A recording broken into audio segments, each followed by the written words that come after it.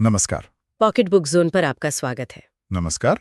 आज हम बात कर रहे हैं थिबॉट म्यूरिस की किताब डोपामिन डिटॉक्स। हाँ, ये किताब काफी चर्चा में है आजकल। बिल्कुल, ये एक सीधी साधी गाइड है, मतलब आजकल की एक बहुत बड़ी दिक्कत का हल बताती है। कौन सी दिक्कत? ये जो ध्यान भटकता रहता है लगातार। हाँ, वही ध्यान भटकना और जो मुश्किल काम है, जिन पर गहरा फोकस चाहिए, वो न कर पाना।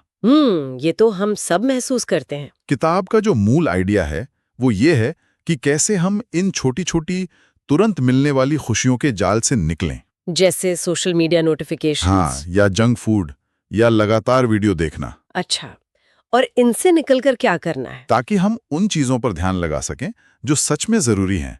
मतलब फोकस और प्रोडक्टिविटी वापस पाना। ठीक है, तो म्यूरिस कोई तरीका बताते हैं इसके लिए? हाँ, उन्होंने एक 3 कदमों वाला रास्ता बताया है। पहला, अपने ट्रिगर्स पहचानो। ट्रिगर्स, हाँ, मतलब वो चीजें जो हमें खींचती हैं बिल्कुल। फिर दूसरा कदम है अपने माहौल को बदलना। आसपास की जगह को। हाँ, और तीसरा एक लय बनाना, मतलब मोमेंटम। ओके, ट्रिगर्स, माहौल और मोमेंटम। हाँ, हम इन पर अभी बात करेंगे गहराई से, और ये भी देखेंगे कि भाई लेटेस्ट रिसर्च क्या कहती है इस बारे में। हाँ, ये जानना भी दिलचस्प होगा। तो चलिए शुरू करते हैं और समझते हैं कि ये डोपामाइन डिटॉक्स आखिर है क्या भला। बिल्कुल।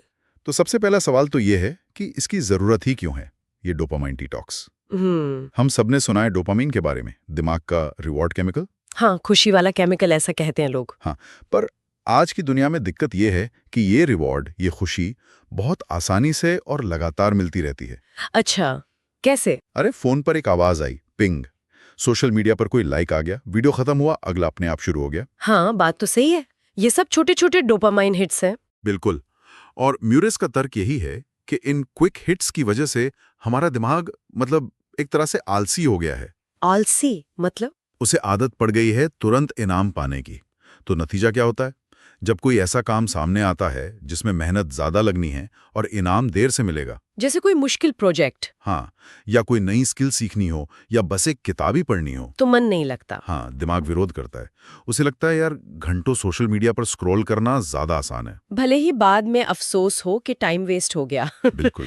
तो म्यूरिस कहते हैं कि एक डिटॉक्स इस पैटर्न को तोड़ने में मदद कर सकता है, दिमाग को रीसेट करने में। ये रीसेट शब्द बड़ा दिलचस्प है। क्या दिमाग सच में रीसेट होता है, मतलब वैज्ञानिक तौर पर?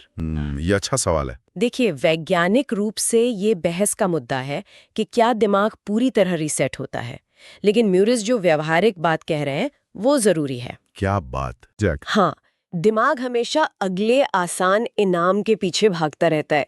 तो इससे होता यह है कि मुश्किल कामों के लिए जो हमारी सहन शक्ति है वो कम हो जाती है। अच्छा। तो जब म्यूरिस डिटॉक्स की बात करते हैं, जैसे मान लीजिए रात में फोन बंद कर दिया या कुछ घंटे डिजिटल दुनिया से एकदम दूर रहे, हाँ। तो ये एक तरह का पैटर्न इंटरप्ट है। ये दिमाग को उस लगातार उत्तेजना से ब्रेक देता है। ओके। ये शायद सीधे सीधे बायोकेमिस्ट्री ना बदले, पर ये हमें अपनी आदतों के बारे में सोचने पे मजबूर करता है। हमें मौका मिलता है चुनने का कि ध्यान कहाँ लगाना है। तो इसे रिकैलिब्रेशन कह सकते हैं, संतुलन वापस लाना। हाँ, ये शायद ज्यादा सटीक शब्द है। हाँ, ये पैटर्न इंटरप्ट वाली बात मुझे सही लगी। और यहीं से हम म्यूरिस के पहले कदम पर आते हैं, ट्रिगर्स को पहचानना। बिल्कुल, आत्म जागरूकता। वो कहते हैं बदलाव की शुरुआत खुद को जानने से होती है। हमें समझना होगा कि आखिर वो कौन सी चीजें हैं जो हमें उन आदतों की तरफ धकेलती हैं जिनसे हम बचना चाहते हैं। ये ट्रिगर्स क्या हो सकते हैं, कुछ उदाहरण? आमतौर पर जैसे सोशल मीडिया चलाने की एकदम से तलब उठना, या कुछ मीठा या तला भुना खाने का मन करना, या हर थोड़ी देर में न्यूज या ईमेल चेक करना। हाँ बिल्कुल, ये सब कॉमन ट्रिगर्स हैं। तो इन्हें पहचाने कैसे? म्यूरिस का सुझाव है कि एक डायरी या जर्नल रखो। अच्छा। उसमें लिखो कि कब और क्यों ऐसी तलब महसूस होती है। क्या बोरियत होने पर फोन उठाते हो, या जब स्ट्रेस होता है तो जंक फूड की तरफ भागते हो? ये पैटर्न नोटिस करना जरूरी है। या शायद जब कोई मुश्किल काम सामने आता है तो अचानक से ध्यान सोशल मीडिया पर चला जाता है। इन पैटर्न्स को नोट करना ही पहला कदम है। और उन्होंने एक प्रयोग का भी जिक्र किया है, शायद 24 आवर वाला। हाँ, 24 घंटे का सख्त डिटॉक्स। कोई स्क्रीन नहीं, कोई प्रोसेस्ड फूड नहीं, कोई बाहरी उत्तेजना नहीं। सुनने में शायद थोड़ा ज्यादा लगे, हाँ, काफी एक्सट्रीम लगता है, पर इसका मकसद है हमें ये एहसास दिलाना कि हम इन चीजों पर कितने निर्भर हो गए हैं। ये तो सच में आत्म जागरूकता का अभ्यास है। हम अक्सर ऑटो पायलट पर चलते रहते हैं। बिल्कुल, बिना सोचे कि क्यों कर रहे हैं। और जर्नल रखने से हमें रुककर अपने व्यवहार पर गौर करने का मौका मिलता है। शायद हैरानी हो ये देखकर कि कितनी बार हम बिना सोचे समझे फोन उठा लेते हैं। हाँ, या कौन सी भावनाएं हमें किस तरफ ले जाती हैं। और ये सिर्फ बुरी आदतों की बात नहीं है, ये समझने की भी बात है कि किन हालात में हम सबसे ज्यादा फोकस्ड रहते हैं। सही बात है। तो ट्रिगर्स पहचानना सिर्फ प्रॉब्लम जानना नहीं है, ये समाधान की तरफ पहला सबसे जरूरी कदम है। इसके बिना तो हम बस ऊपर ऊपर से जूझते रहेंगे, जड़ तक नहीं पहुंच पाएंगे। ये बात तो है। उन पैटर्न्स को देखना काफी आंखें खोलने वाला हो सकता है। बिल्कुल। अच्छा, तो एक बार हमने ट्रिगर्स पहचान लिए, फिर म्यूरिस का दूसरा कदम आता है अपने माहौल को बदलना। माहौल मतलब आसपास की चीजें। हाँ, और ये मुझे काफी पावरफुल आइडिया लगता है, क्योंकि हम अक्सर सोचते हैं कि बस इच्छा शक्ति से काम चल जाएगा। हाँ, विल पावर, पर वो तो लिमिटेड होती है। वही म्यूरिस कहते हैं कि माहौल बदलकर आप अपनी इच्छा शक्ति की जरूरत को ही कम कर सकते हैं। अच्छा, ये कैसे? कुछ बहुत प्रैक्टिकल तरीके हैं।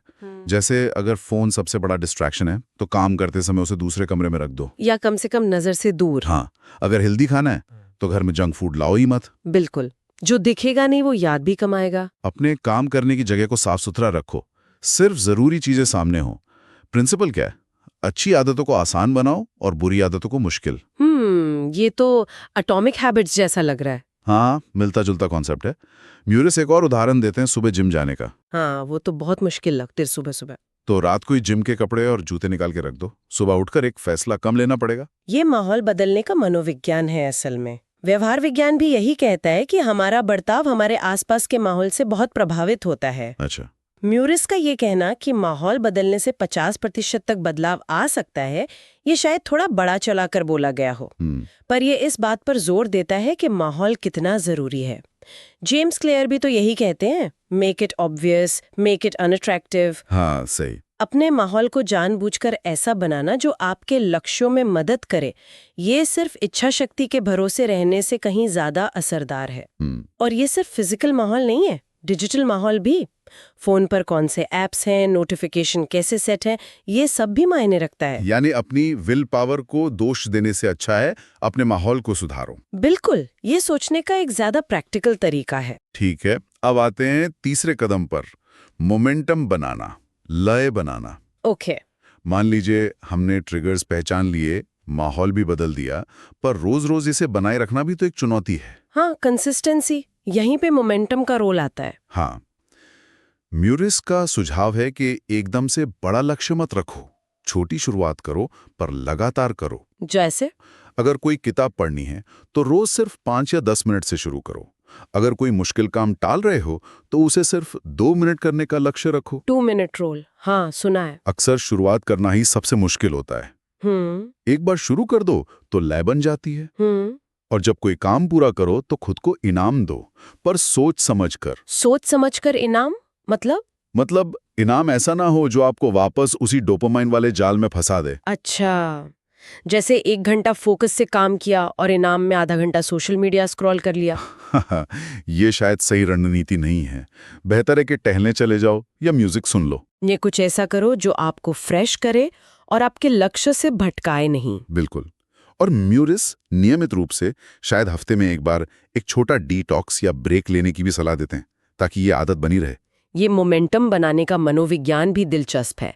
ये छोटी जीत के सिद्धांत पर काम करता है। छोटी जीत? हाँ, जब हम कोई छोटा सा लक्ष्य भी पूरा करते हैं तो हमारे दिमाग में डोपामाइन रिलीज होता है। अरे, वही डोपामाइन? हाँ, पर ये वो डोपामाइन है जो हमें उपलब्धि का एहसास कराता है और आगे बढ़ने के लिए प्रेरित करता है।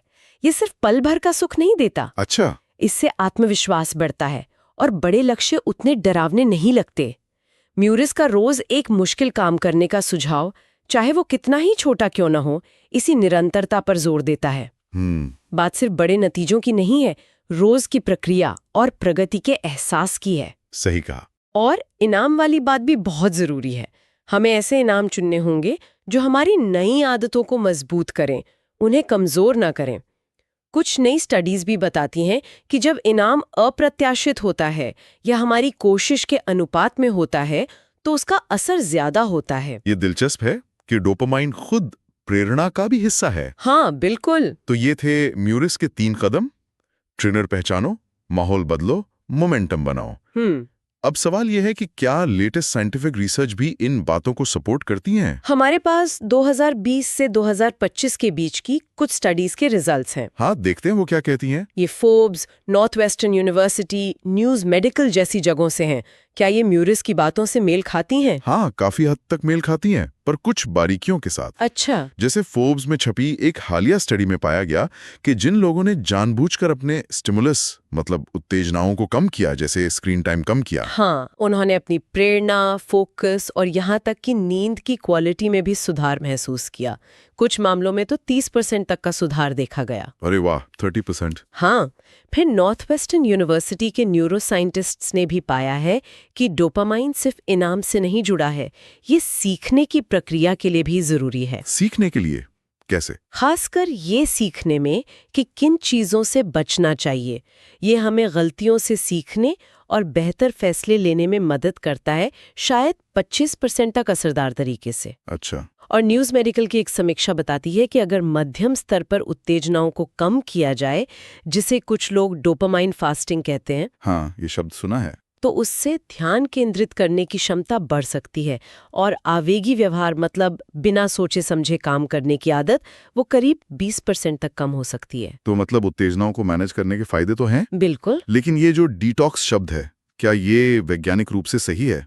क्या ये वाकई दिमाग को रीसेट करता है? देखिए, यहीं पर थोड़ी सावधानी की जरूरत है। कुछ दूसरे स्रोत जैसे साइंस फोकस की रिपोर्ट, हाँ, वो कहते हैं कि डोपामाइन के साथ अपने रिश्ते को बदलना मतलब हम उत्तेजनाओं पर कैसे रिएक्ट करते हैं, इससे मूड बेहतर हो सकता है। ठीक है। लेकिन वो ये भी चेताते हैं कि बहुत ज्यादा सख्त या लंबे डिटॉक्स का असर शायद प्लेसिबो इफेक्ट ज्यादा हो, मतलब हमें लगता है कि फायदा हो रहा है क्योंकि हम ऐसा मान रहे हैं। अच्छा, प्लेसिबो। हाँ, और इसी तरह द इकोनॉमिस्ट का एक विश्लेषण कहता है कि डिटॉक्स शब्द शायद दिमाग की बायोकेमिस्ट्री को उस तरह रीसेट नहीं करता जैसा हम सोचते हैं। डोपामाइन सिस्टम बहुत कॉम्प्लेक्स है। तो फिर ये सब बेकार है?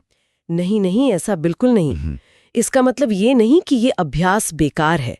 जानबूझकर अपनी आदतें बदलना, ध्यान भटकाने वाली चीजों से बचना, अपने माहौल को कंट्रोल करना, इन सबसे प्रोडक्टिविटी में निश्चित रूप से सुधार हो सकता है, शायद 15% तक, जैसा उस विश्लेषण में अनुमान है।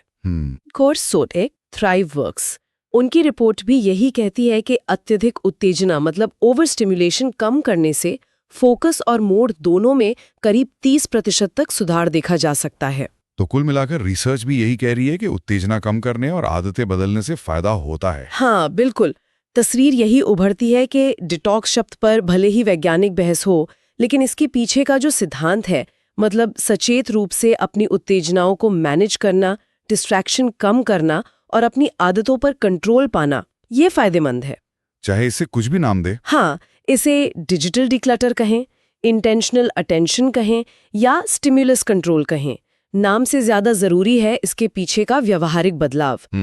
यानी मूल संदेश तो यही है कि अपने ध्यान और अपनी ऊर्जा पर नियंत्रण पाना मुमकिन है और फायदेमंद भी है। बिल्कुल। और थिबॉट मोरिस की ये किताब डोपामाइन डिटॉक्स इसी नियंत्रण को पाने का एक सरल प्रैक्टिकल तरीका बताती है। हाँ, कोई भारी भरकम किताब नहीं है ये। नहीं, बिल्कुल नहीं।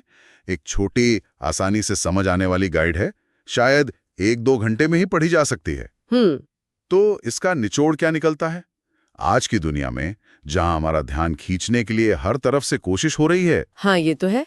इस तरह का सचेत अभ्यास, चाहे उसे डिटॉक्स कहें या कुछ और, एक ढाल की तरह काम कर सकता है। एक शील्ड। हाँ, ये हमें अनुशासन बनाने में मदद करता है ताकि हम उन चीजों पर ध्यान लगा सकें जो हमारे लिए वाकई जरूरी हैं। ये सिर्फ परहेज करना नहीं है। नहीं, ये अपने सबसे कीमती संसाधन, अपने ध्यान को सोच समझकर इस्तेमाल करने के बारे में है। और यहीं से एक गहरा सवाल भी उठता है जिस पर शायद श्रोता सोच सकते हैं। कैसा सवाल? अगर जैसा कि नई न्यूरोसाइंस बता रही है, डोपामीन सिर्फ खुशी या इनाम का केमिकल नहीं है, बल्कि चाहत, प्रेरणा या मोटिवेशन का केमिकल ज्यादा है, वो ताकत जो हमें किसी लक्ष्य की तरफ धकेलती है। हाँ। तो फिर डोपामाइन डिटॉक्स का असली मतलब क्या है? क्या ये अपनी चाहत को दबाना या खत्म करना है, या फिर उसे सही दिशा देना है? सही दिशा देना मतलब अपनी प्रेरणा को क्षणिक आसान सुखों से हटाकर सार्थक लंबे समय वाले लक्ष्यों की ओर मोड़ना। इस नजरिए से सोचने पर शायद हमें अपनी आदतों को बदलने और जीवन में ज्यादा संतुष्टि पाने का एक ज्यादा टिकाऊ और पॉजिटिव तरीका मिल सकता है। ये वाकई एक सोचने लायक बात है। अपनी चाहत को कंट्रोल करना, खत्म करना नहीं। बिल्कुल। तो जो लोग अपनी एकाग्रता बढ़ाना चाहते हैं, डिस्ट्रैक्शन से परेशान हैं या बस अपनी आदतों पर बेहतर कंट्रोल चाहते हैं, उनके लिए थिबॉट म्यूरिस की डोपामाइन डिटॉक्स एक अच्छी शुरुआत हो सकती है। हाँ, एक प्रैक्टिकल गाइड है। ये किताब ऑनलाइन आसानी से मिल जाती है। Google books, Amazon Kindle, Audible पर अक्सर सैंपल या प्रीव्यू भी होते हैं। हाँ, तो लोग देख सकते हैं कि उनके काम की है या नहीं। बिल्कुल। तो आज की इस चर्चा को यहीं रोकते हैं। ठीक है। उम्मीद है ये जानकारी उपयोगी रही होगी। धन्यवाद। धन्यवाद।